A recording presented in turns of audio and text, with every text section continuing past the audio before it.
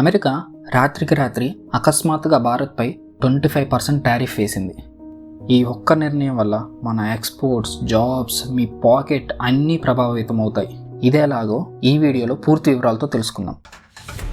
August 1 నుండి US president Donald Trump Bharat నుంచి వచ్చే అన్ని గూడ్స్ మీద 25% ఎక్స్ట్రా ట్యాక్స్ వేశారు. ఇది జస్ట్ బిజినెస్ కాదు, ఇది ఒక జియో పొలిటికల్ చెస్ గేమ్. ముందుగా టారిఫ్ అంటే ఏంటి? టారిఫ్ అంటే nothing but simply import tax. విదేశాల నుంచి వస్తువులు ఒక దేశానికి దిగుమతి అయ్యేటప్పుడు ఆ దేశం వాటిపై ట్యాక్స్ వేయడం, అదే టారిఫ్. అసలు అమెరికా ఎందుకు వేసింది? ట్రంప్ గారు ఏమంటున్నారంటే భారత్ యుఎస్తో 45 బిలియన్ సర్ప్లస్ కలిగి ఉందని అంటున్నారు. అంటే మనం వాళ్ళకి ఎక్కువ అమ్ముతున్నాం, వాళ్ళ నుంచి తక్కువ కొంటున్నాం. ఇంకా India imposes highest tariffs unfair to US companies అని. ఇంకా India Russian oil and arms కొంటుంది, దీంతో యుక్రెయిన్ వారికి ఇండైరెక్ట్గా ఫండింగ్ అవుతుందని ఆరోపణ చేసింది. సో ఇండియా మా కంపెనీస్కి ఫెయిర్ ఛాన్స్ ఇవ్వడం లేదని అంటున్నారు. దీనివల్ల ఎవరికి నష్టం? మెయిన్గా sea foods. India exports 4 billion worth of sea food, అందులో 66% గోస్ టు యుఎస్.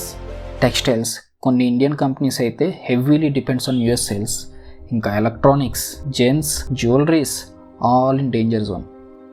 మీకు అర్థమయ్యేలా ఒక సింపుల్ ఎగ్జాంపుల్తో చూద్దాం. మనం ఎంతో ఇష్టంగా తినే ష్రింప్స్, అదేనండి రొయ్యలు. ఈ బిజినెస్ దీనివల్ల ఎలా ప్రభావితం అవుతుందో చూద్దాం.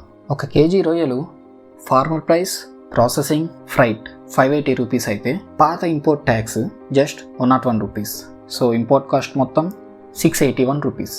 సో అక్కడ ట్రాన్స్పోర్ట్ కానీ మార్జిన్ కానీ అన్నీ యాడ్ చేసుకొని ఫైనల్ మార్కెట్ ప్రైస్ వచ్చేసి 1160 రూపీస్. ఇప్పుడు లేటెస్ట్ టారిఫ్స్ పెరిగిన తర్వాత ఫార్మర్ ప్రైస్, ప్రాసెసింగ్, ఫ్రైట్ అంతా సేమ్ ఉంటుంది, 580 రూపీస్.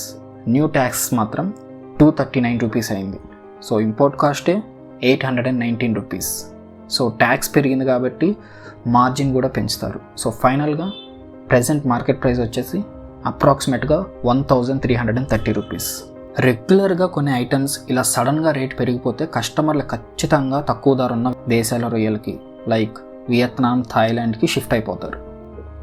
దీనివల్ల భారత్ కంపెనీలకు బిజినెస్ తగ్గుతుంది, ఆదాయం పడిపోతుంది, ఉద్యోగాలపై ప్రభావం ఉంటుంది. అంటే ఇది చిన్న విషయం కాదు, ఇది కేవలం ట్యాక్స్ విషయమే కాదు, ఎకానమీ వర్సెస్ ఎకానమీ వార్.